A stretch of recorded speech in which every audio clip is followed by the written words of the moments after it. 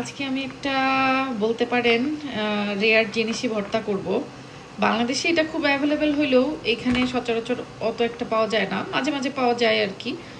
এটা হচ্ছে ওল।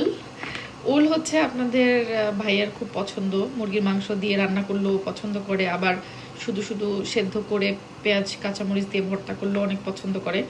তো ওই দিন বাজারে দেখে ওল কিনে নিয়ে আসছে। তো এইটুকু ওলের দাম নিছে হচ্ছে 7 পাউন্ডস, মানে অলমোস্ট 1200-1300 টাকা এই ওলটুকুর দাম। আর বাংলাদেশে এটা তো আমাদের বাড়ির পেছনে বাগানে এমনিতেই হয়ে থাকে। আর দেখেন এখানে প্রায় আমাদের 1300 টাকা দিয়ে এটা কিনতে হয়েছে। যাই হোক, সেটা ফ্যাক্ট না।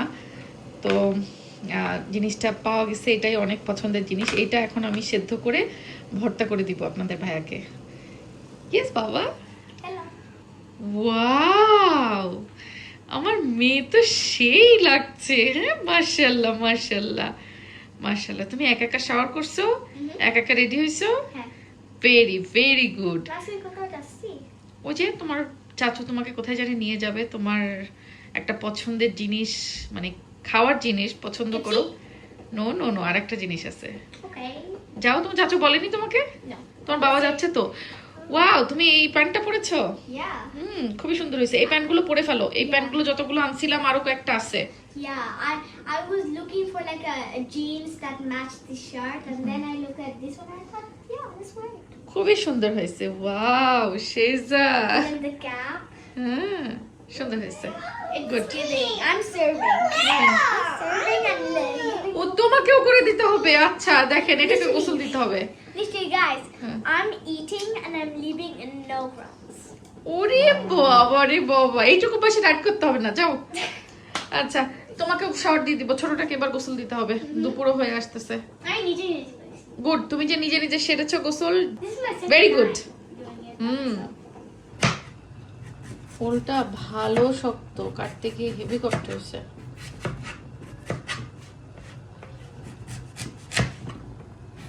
কিরকম ছোট ছোট টুকরো করে নেওয়া হয়েছে। ওলটা কাটার সময় বুঝতে পারছি যে শক্ত ছিল, তো জানি না এটা আসলে সেদ্ধ হবে কিনা। বাই বাবা, তাড়াতাড়ি এসো মা। তো তাড়াতাড়ি সেদ্ধ করার জন্য আমি বেসিক্যালি এটা একটু ছোট ছোট টুকরো করে দিলাম।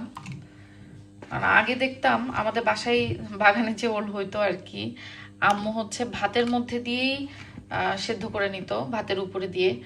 একদম মোমের মতো নরম ওল ছিল সেগুলো। আর এখানে ওল এর আগেও আমরা কিনছি, তো খুব একটা মানে নরম হয় না, এই জন্য এইগুলো সেদ্ধ করতে বেশ পেরেশানি পাইতে হয়। তো এই জন্য আমি একটু ছোট ছোট করে কেটে এবার পানিতে সেদ্ধ করে নেব এগুলা। এই যে ওই যে ওরা সবাই যাইতেছে হচ্ছে একটু কাজে, বাচ্চাদেরকেও নিয়ে যাচ্ছে। কি নাকি একটা মজার জিনিস আছে পছন্দের, ওদেরকে দেখছে খাওয়াবে বলে, সেজার নাকি পছন্দ, তাই সেজা সিয়ারা আর ওদের বাবা আর ওদের চাচু 4 জন গেল। আর আমি এদিকে ঘর বাড়ির কাজকর্ম কিছু করব, সব কিছু এলোমেলো হয়ে থাকে। উইকেন্ডের দিনটাতে আমার এই সব কাজকর্ম শেষ করা লাগে। পুরো সপ্তাহ ধরে নোংরা আবর্জনা হয়, আর উইকেন্ডের দিনে এসে আমার এগুলো করতে হয়। আর আমার বাসায় ঘর গোছানোর কাজটা আমিই করি, মানে বাসার পুরুষ মানুষ ওরা কেউ ঘর গোছানোতে হাত দেয় না। ঘর পরিষ্কার করা, গোছানো সব কিছু হলো আমার দায়িত্বে পড়ে। এই জন্য আমি উইকেন্ডের দিন এই শনি রবিবারে হচ্ছে চেষ্টা করি যে ঘর বাড়ির যত কাজ আছে পুরো সপ্তাহের এলোমেলো নোংরা সব কিছু এই দিনে ক্লিন করতে। আর তার উপরে কিছু রান্নাবান্না থাকে, তবে উইকেন্ডের দিনে আমি সব সময় রান্নাবান্না একটু শর্টকাট করি, কারণ উইকডেজে হচ্ছে রান্না করে রাখি যাতে উইকেন্ডে রান্নার প্রেশারটা কম থাকে।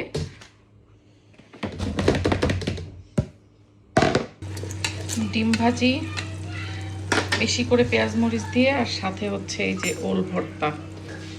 আপনাদের ভাইয়ারাও চলে আসছে, এদিকে আমার কাজকর্ম একটু শেষ করে ওলটাও সেদ্ধ হয়ে ভর্তা করে নিছি।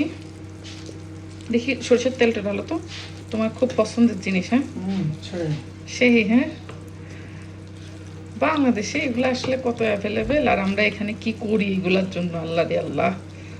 দাও একটু তো, হ্যাঁ আর লাগবে আর লাগবে, আরও একটু থাক। ভর্তায় আমার একটু সরিষার তেল বেশি না দিলে ভালো লাগে না। চিকেনটা আগে একটু ম্যাশ করে নিছি, নাহলে যেহেতু একটু খসটা খসটা টাইপের ছিল তো।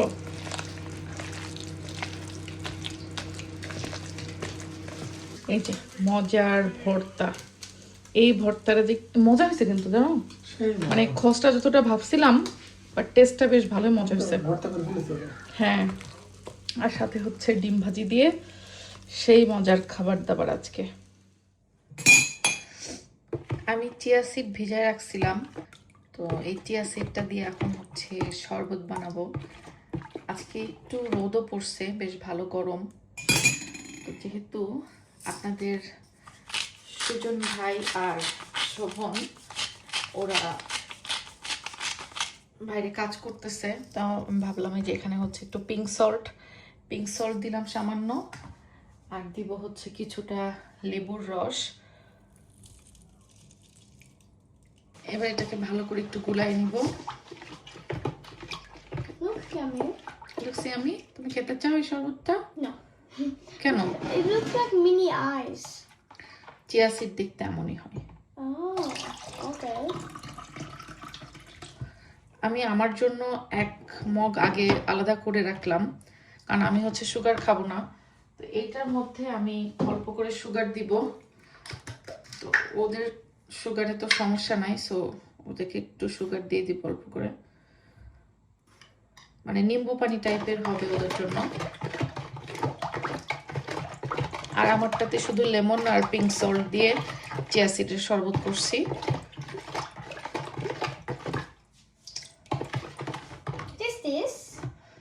এটা পিঙ্ক সল্ট বাবা। বিসমিল্লাহ।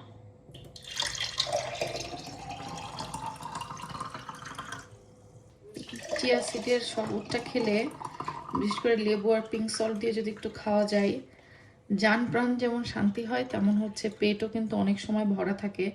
তো যারা ডায়েট করে তাদের জন্য কি হেল্প হয়। চিয়া সিড আসলে ফ্যাট কমায় বা কমায় বিষয়টা এরকম না। চিয়া সিড বিশেষ করে যেটা কাজ করে সেটা হচ্ছে পেটটা অনেক সময় ভরা রাখে, যার জন্য আমরা যে ঘন ঘন ক্ষুধা লাগবে না, ওইটাই ডায়েট। এ নাও তোমাদের ড্রিঙ্ক।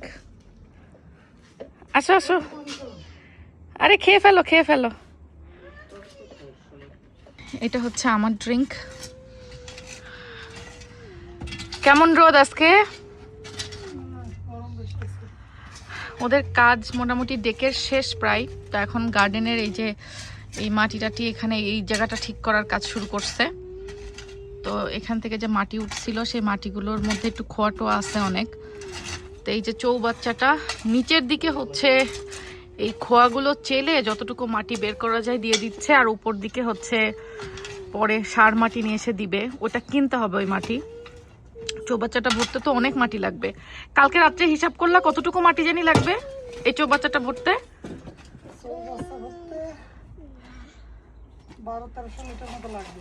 1200-1300 লিটার। আচ্ছা আচ্ছা। ও হ্যাঁ, গার্ডেনের এই ঘাস তো একদম তুলে ফেলা হবে, তুলে আবার এটাকে চষে নতুন করে ঘাস ইয়ে করা হবে। আজকে চষে ফেলবা? বলো কি, আগে না এটার কাজ করবা বললা, এই যে এখানে প্যাটিওর?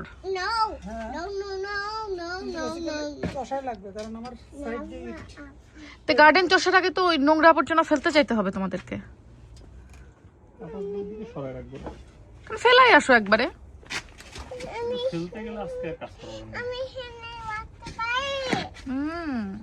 রাখতে পারো।